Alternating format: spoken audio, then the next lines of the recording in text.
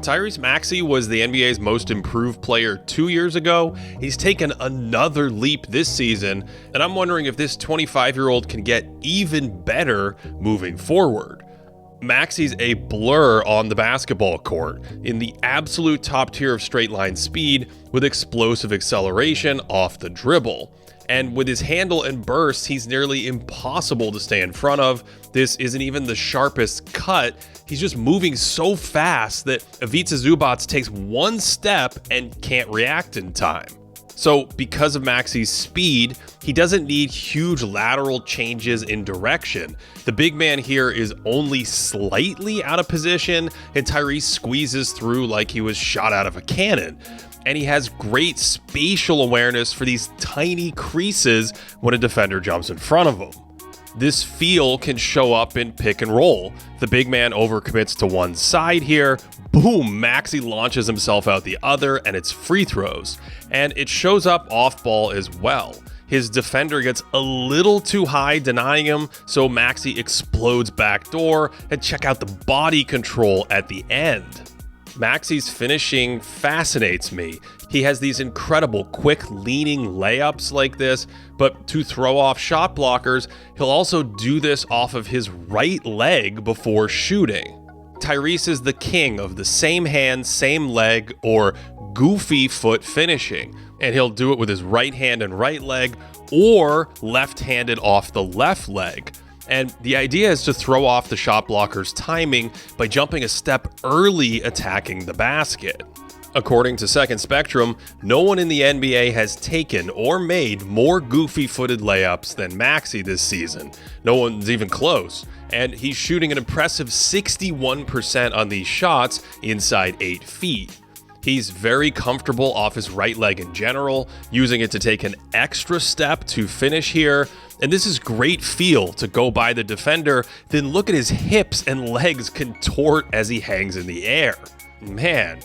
So these are really hard shots, and he shot them well in close since last season, but they're a little less effective out at 10 or 12 feet away. So in addition to throwing off shot blockers, he's also taking off early to avoid traffic. But the degree of difficulty on some of these shots can be incredibly high. Take a play like this. What happens if Maxey takes another dribble here and draws a shot blocker out instead of this maniacal scoop shot?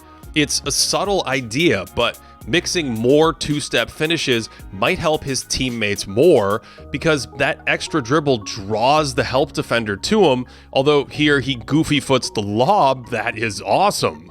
In addition to all these same leg, same hand finishes, Maxey can use that speed to get to a more traditional floater game, and the dude has a variety of completely unhinged mid-range shots, which I suppose is why they call him Mad Maxey.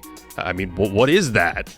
He can also get to mid-range pull-ups by just stopping on a dime and fading a bit, and I love when he's driving, just suddenly sticks a foot in the ground, pivots, and fires a midi.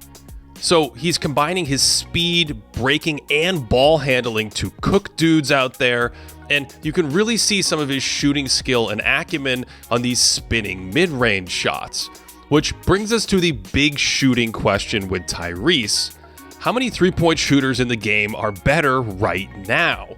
His release speed typically clocks in above half a second or so from pickup. That's not quite Steph Curry speeds, but it's pretty fast. That last one was under 0.5, so at times he flirts with a lightning quick holster. That means he can dribble into the smallest pocket of space and rise and fire, and the range on some of these is absurd. He currently leads the league in threes made outside of 27 feet, and overall, Maxey's shooting 40% from downtown on nearly 10 attempts per game, on pace to become just the 5th player ever to shoot 40% with at least 9 attempts per contest. And he's a movement shooter as well. Surprise U-turn here, flies off the screen and just rips it. He doesn't have to curl that screen either, fading the route a little here because he can crank it from deep. I've been meaning to talk to you about something. You're finally taking me to a game? I'm not taking you to a game. Why not? I don't know how to say this, but SeatGeek's not letting you, right? The thing is, SeatGeek, no, SeatGeek, they're great. They're the #1 ticketing app for a reason, my friend. Concerts, festivals, basketball, they have 70,000 listed events. So if people want to see Tyrese Maxey, they can open up the app, search for when he comes to town, and then each ticket is rated on that 1 to 10 scale, so you know if you're getting a good deal. I love this preview from the seat as well. That's why they have such a high rating in the App Store. Exactly. And if you want to help out Thinking Basketball, you can use the promo code THINKING10 for 10% off your next set of SeatGeek tickets. Click the link and the code will automatically be added to your account. That's 10% off with the code THINKING10. So we're going to go see Philly, right? He also loves to shoot these off of handoffs, and he can shoot them coming uphill away from the basket. The Bucks want to switch this moving screen, but they're way too far off given his range. So Tyrese is a valuable off-ball player. He can attack off the catch when flying around screens, and if he doesn't catch and shoot from deep, he attacks closeouts quickly and uses that speed. He's also an intuitive cutter, face cutting right by Asar Thompson here before gnashing out the other side. And we know he feels overplays well to backdoor into space with all of his quickness. And what's key here is these cuts blend with his shooting. He backdoors this, but to avoid cutting into the ball handler, he fades to the corner, and that is a crazy high-level shot. And we've already seen some gravitational effects from all this, with multiple defenders chasing him off screens, or just generally panicking about him off ball, which frees up teammates. Defenses have actually thrown a ton of attention at him this year, whether it's helping on him in early offense or trapping him constantly in pick and roll so he can't turn the corner. The Nets just outright doubled him for huge stretches of their game just to get the ball out of his hands. And I love how patient he was after seeing that double, waiting for it to come. It never does, so he threads a quick pass to the middle, and that is a zone buster. Now, because he's only about 6'2", these traps can bother him. He also doesn't have a good short roll partner in these spots, although I think he has Dominic Barlow here, but doesn't trust it or wants the home run instead. Yet, despite some bumps, he's still creating a ton of offense for role players when defenses send so many bodies at him. He has a nice live dribble delivery on these passes. This one's basic but effective. And his best passes are right off the bounce, coming downhill on his drives like this. He's also pretty good out in transition. This is a nice cross-court dime with some pace, and he's pretty good about outlets or hit-aheads in early offense situations. This was a really interesting one against Chicago. Maxey's collecting the ball, and then we suddenly see a touchdown pass. But if we watch the entire court, he takes a second to recognize the advantage, and I think this is a touch late. And he does miss passes sometimes. This is open for a moment, and then he gets hit on the pass, but it's uncalled. And there are similar spots in transition. Here he has a wide open layup, but even at the end, never throws it because of his size. We've talked about that roll man. Here he comes off and misses Barlow over the top for a layup. Then the corner pass is low.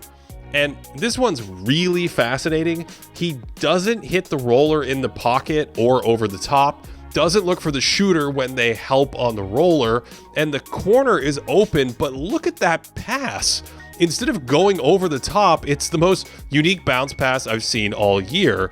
And in some of these plays, he's actually had clear windows to shoot as well, and has taken neither the shot nor made the elite pass. So right now, he's a little bit like Damian Lillard, tons of shooting and dribble penetration without high-end passing. But I'm almost less interested in him suddenly becoming a great passer and more curious about him scaling that three-point volume while staying active off ball, because that's going to enhance his gravitational footprint and chase that Steph Curry impact that we've discussed.